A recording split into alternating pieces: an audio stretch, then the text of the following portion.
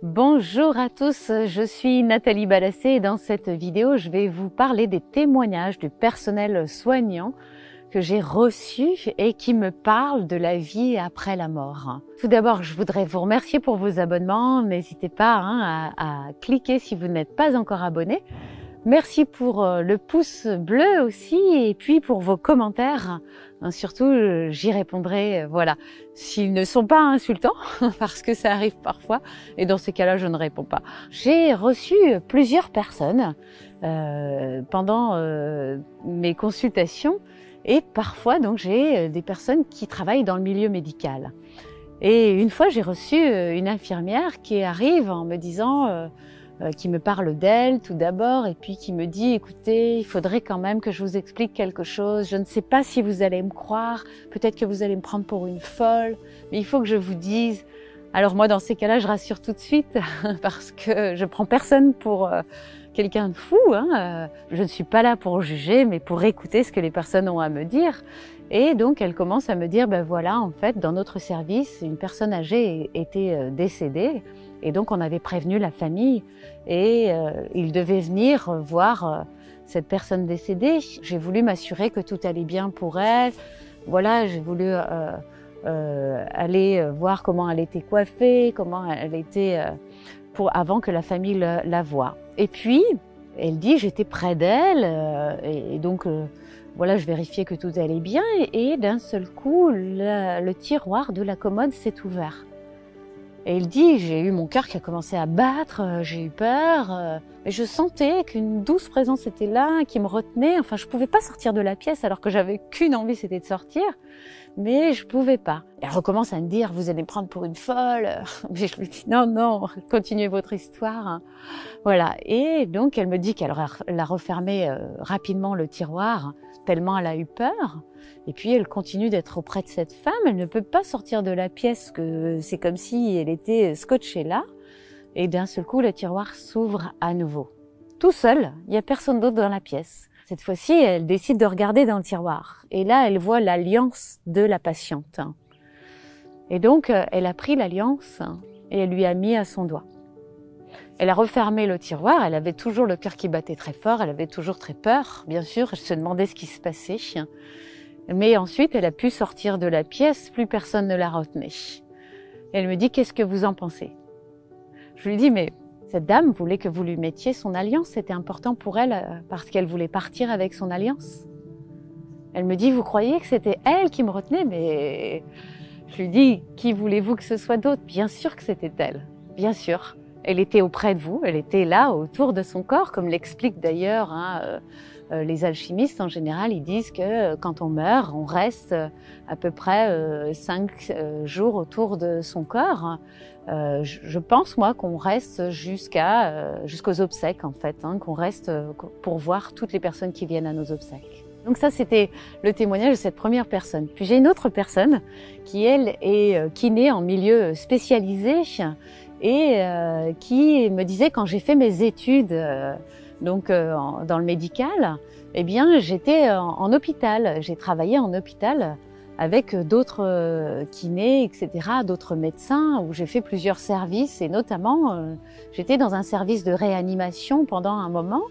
Et dans ce service de réanimation, il y avait une patiente qui était en période de réveil après une anesthésie et qui rouspétait, mais moitié dans un sommeil, et qui disait laissez-moi tranquille, laissez-moi tranquille. Elle ne comprenait pas ce qui se passait, alors ils l'ont d'abord rassurée en lui disant vous inquiétez pas, vous êtes en train de vous réveiller, vous êtes sous les produits anesthésiques, tout va bien, etc. Et elle leur disait non, non, mais laissez-moi tranquille, il y a d'autres personnes autour de moi, laissez-moi tranquille. Et à un moment donné, une des infirmières qui exerçait depuis longtemps, et non pas la personne qui me raconte l'histoire, ma patiente, eh bien, une des infirmières dit « Ça suffit maintenant, vous la laissez tranquille ». Et à ce moment-là, d'un seul coup, il y avait un grand tableau en fait dans le service de réanimation avec des feuilles qui étaient aimantées avec des aimants. Donc les feuilles tenaient au tableau grâce à ces aimants. Et d'un seul coup, quand elle a dit ça, toutes les feuilles sont tombées par terre. Et cette patiente me dit, mais qu'est-ce qui s'est passé à votre avis? Bien sûr, elle avait déjà une idée quand même de la vie après la mort et bien sûr, ça a permis de consolider ses croyances là-dessus. Je lui dis, ben oui, il y avait certainement des personnes qui l'embêtaient, qui embêtaient cette patiente qui se réveillait. Donc cette infirmière a très bien fait puisqu'elle a réussi à les faire partir. Peut-être que c'était pas malveillant, mais en tous les cas, ça l'embêtait et elle ne voulait pas. Encore une histoire qui est venue petit à petit, disons, alimenter l'escarcelle de tout ce qu'on vient me raconter. Voilà. Et puis, il y a une troisième histoire, une personne en fait qui travaille en maison de retraite et qui me disait qu'elle était vraiment très amie, alors on va pas dire amie, mais très proche d'une des patientes de la maison de retraite, qu'elle trouvait très intéressante, très intelligente et qui lui apprenait plein de choses. Elle discutait souvent avec elle.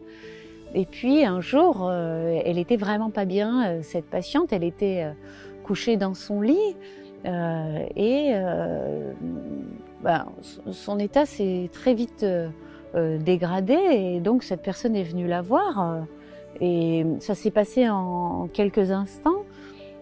D'un seul coup, la personne lui a dit « Je vais partir ». La personne lui a dit « mais non, mais bien sûr que non.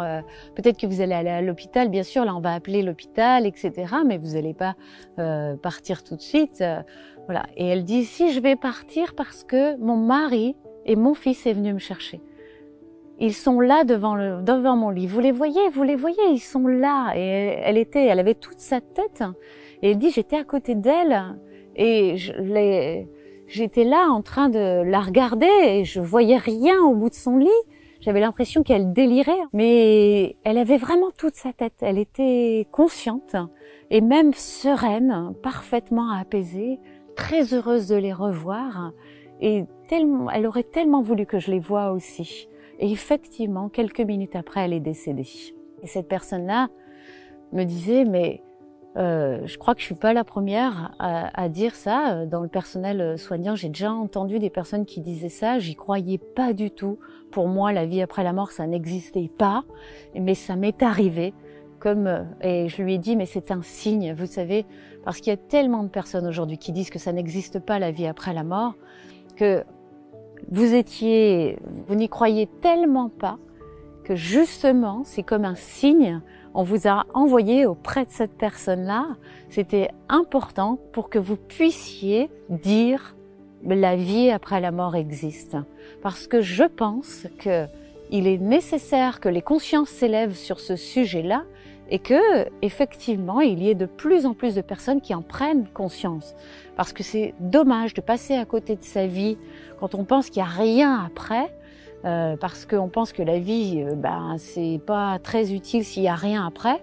Au contraire, la vie est très utile pour continuer à élever notre conscience, notre âme, dans la sagesse, le bien-être, etc., protection de notre environnement, de plein de choses. C'est très important de comprendre que justement, nous avons d'autres vies et que plus on sera élevé quand on passera de l'autre côté et plus on pourra faire encore de plus belles choses ensuite. Voilà.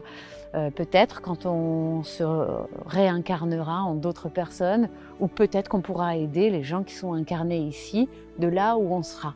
Donc oui, si on vous l'a fait vivre, c'était parce que vous deviez le savoir, parce que vous deviez dire ce que vous aviez vécu à d'autres personnes. Et elle me dit, mais j'en ai jamais parlé à personne, j'ai jamais osé, j'ai tellement peur qu'on me prenne pour une demeurée. Et je lui dis, je vous comprends tellement. Oui, parce que moi, longtemps aussi, j'avais peur de le dire. Aujourd'hui, je m'en cache plus, je le dis.